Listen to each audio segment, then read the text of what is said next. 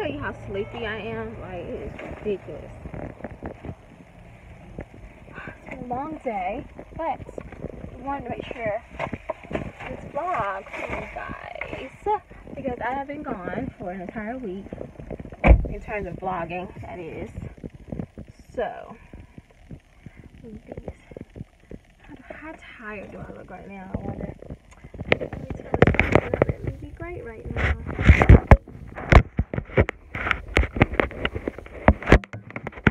My eyes having to get readjusted. Anyway, so the topic that I want to speak on today, you know what I want to speak on? Friendships. Just because that has been like a hot topic the last few months. Not with me necessarily, but others. You know? I'm just watching the dynamic. Most successful people, and I mean like, you know, uber duper successful, they will tell you that our friendships, the boy staring at me, our friendships really determine a lot about our level of success. And so this is nothing that I'm making up myself. This is coming from, like I said, super duper successful people, millionaires, philanthropists, like just super successful people. Friendships. And the reason why is that these are typically people that are around you the most. They're the people that you're spending a lot of time with. And so just think about what the conversations look like. So if you're with somebody, you're hanging out with somebody who all they talk about is cheating, or a bunch of girls, whatever, having a bunch of females, and you're in a committed relationship and you want to get married, you see how different those conversations are going to go? So either they're going to sway you toward the left, or you're going to be putting a lot of energy into trying to sway them into the right. Who needs that? Why not have friends who want to have a successful relationship, who are focused on finding the right person, the right mate, and not actually being out here wilding out, right? But that speaks to that person for having those people in their lives, still maintaining those type of friendships. Okay, that's just one example.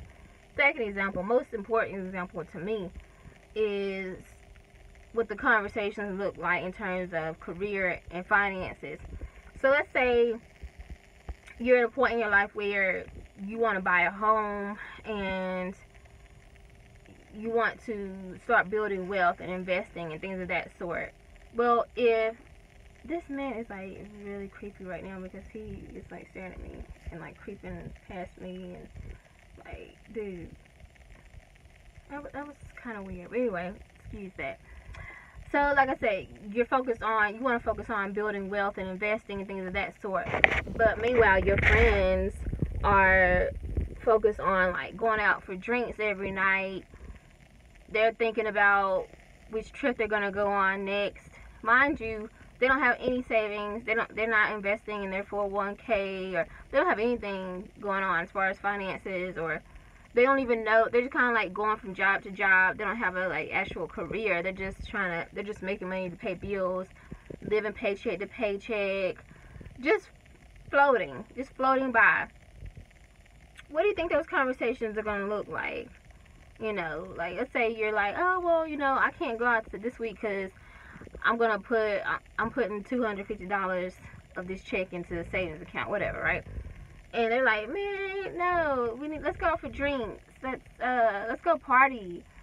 Or, you know, I got a good deal on these tickets. Let's go to this concert. Which one's gonna win? Like, literally, are you gonna sway them to the right in terms of like, no, you need to put that money up and save or whatever, or they're gonna talk you out of what you're trying to do, your goal for that week, or that, I guess, every time you get paid, and go drink or party away your money? You know what I'm saying? So guess what fixes this situation? Having friends who are on the same level that you're on, who think like you. Now, it doesn't mean like you guys have to have the same exact thoughts or be like clones of each other. No, absolutely not. But you need people who have that same mentality, that same drive, that same focus. And let me give you an example for me, like my friends. I don't have anybody in my circle, any friends that aren't goal oriented in terms of like career. I have a friend who is, I met at a job. She actually worked the front. She was like the administrator. She worked the front desk, and I was a therapist. So we worked two different departments, obviously. But she was starting her master's and coming into the counseling field. So I was able to somewhat like mentor her in terms of that, and serve as like references and stuff like that. So I immediately saw, and then she read my manuscript. She was like one of the first people to read my manuscript for me as like a test beta reader. So I immediately saw how she was goal oriented and focused. She wanted to accomplish something in life, and the person that I was as a counselor and just even as a person, she gravitated toward that, and I gravitated toward her because she was young and driven. So it's a win-win. I have a friend who is married to an NBA player, right? But she's not like, oh, well, my husband has a lot of money, so I don't.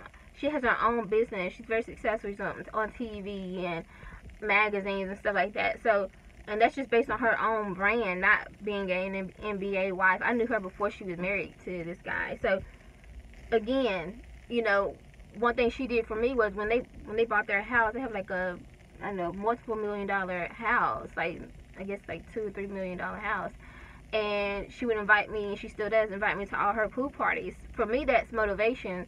I'm getting to be around, you know, friends and hang out and have fun, but it's also like being able to see the home that I'll have in the future, you know. So it's like motivation is a win. It's a win-win being around that. And she likes the fact that I'm so driven and motivated, although I'm a single mom. So, you know, it's those type of things. And then I have friends who are married, and even with that, it's like they set a good example for me of like, okay, once you're ready, once you have accomplished the things that you want to accomplish as far as that level, then you can focus on marriage. But they from the beginning, and they're like 20 years older than me, okay? So let me just put that out there. They have always said, you know, focus on your career, focus on your goals. And these are married women. They're giving me that advice. They're not saying, oh, you know, you too focus on your education. You too focus on these credentials. You need to slow down and find your man and get married. You would think it would be that way, right? But it's never been that way. It was more like, listen, if I could do it again, not to say that I hate my marriage or I had children, or whatever, but if I could do it again, and the advice I would give you, and I'm going to give you, is to focus on you first. Get yourself together first before you get married, before you think about being in a relationship and that kind of thing, so that you won't get sidetracked. Because once you do get married and have more children, things of that sort, it gets a little harder. It's more challenging to do the stuff that you want to do, especially how I like move from state to state just like that. Like, you're not gonna be able to really do that when you get married, unless like, because your husband has a job, and like, you know, it's not as easy to do that, because the only person you have to answer to is you and your children. So like I said, I have another mentor, a new mentor, who is, like I said, I told you guys last week, she is the mentor that is mentoring me in terms of becoming an executive producer and you know, producing my first film. I see her and I see the level that I want to be. Mind you, like I said, she's about at least 20 years older than me. But I would never, and I get to talk to her every week. I'm on a call with her every week. I'm getting emails from her every other day. Like, these are, and she has built a multi-million-dollar empire business. She is with Hollywood directors and executives, and that's who she does deals with. And you know what I'm saying? So it's like, you surround yourself with people who are at the level that you want to be, and or who are grinding toward the things and the levels that you're trying to get to. If your friends are very content with where they are, they're not gonna push you to be better, because why would they? They're not even pushing themselves. They're okay. They're content. That contentment is gonna rub off on you. That stuff is contagious. That's why I like to be around people who are motivated, driven, focused, ambitious. They're not gonna say, "Oh, I'm super tired." They're like, "Okay, I'm gonna go take a nap." Like me, I'm so sleepy right now. I'm like, because I work 8 to 5 today, and then I have my speaking engagement in the morning, and I'm like, I need some sleep. I need some sleep. But I know that I need to get up and I want to review my presentation again. And so I'm like, I'm gonna go back home and I'm gonna take me a nap and I'm gonna get up in a few hours and I'm gonna get on that. Plus I have to read. I have this book that I'm reading and I said I'm gonna finish it tonight, and I want to review my 6-month goal sheet again, my personal goals. So I have things that I want to do, but that's what I said for myself. If you're around people who, and that's another thing, I submit my goal sheet to my mentor every week. Every Monday I submit a goal sheet that says what I'm going to accomplish that week. I have never had to do that before. Meaning I push myself, but I realize that the older I get, I feel like, and the fact that I can accomplish pretty much whatever I say I'm going to do, I can get very much more relaxed. Meaning, it's like, oh, well, I'll do it because I know I'm going to make it happen, so whatever. But having an accountability partner, and at this point in my life where I'm literally right here and I'm trying to get right here, it's like literally, it's a big jump. Well, it's not a huge jump because I've already laid the foundation, if you put it that way, right? But it's still a jump that will catapult me to a whole nother level, And so I can't play around in this season of life. I can't. And so I would be self-sabotaging myself if I surrounded myself with people who, oh my God, is that her?